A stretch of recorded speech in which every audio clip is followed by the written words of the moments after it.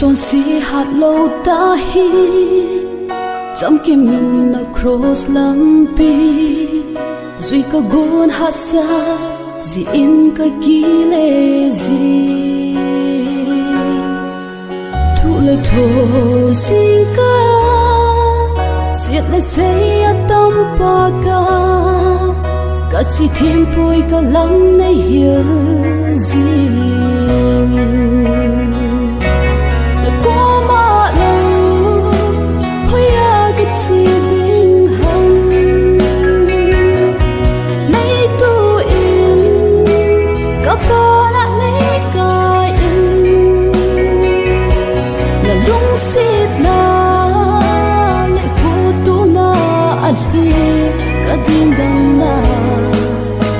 pa across lam ka duy zin ding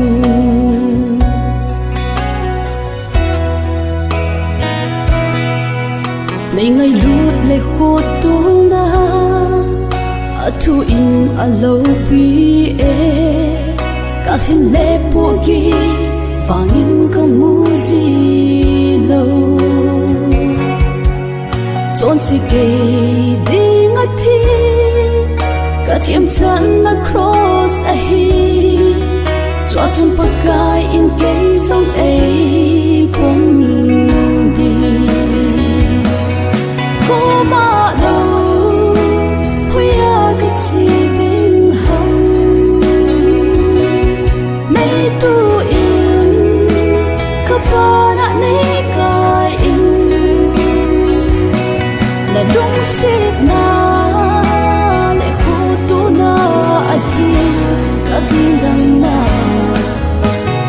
across lam ka duy zin ding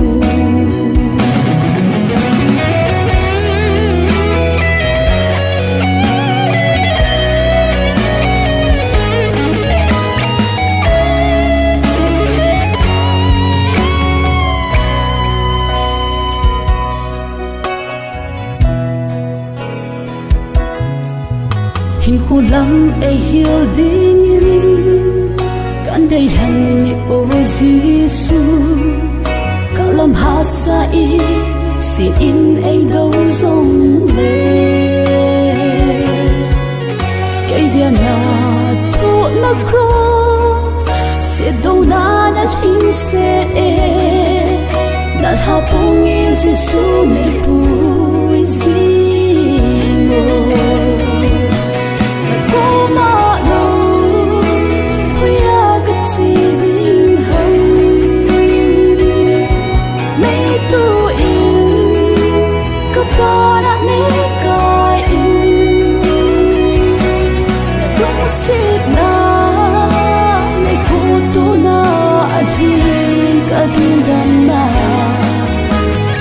across lam ka duy zin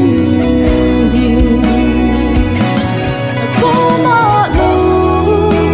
huya ka chi vinh hồng nay tu in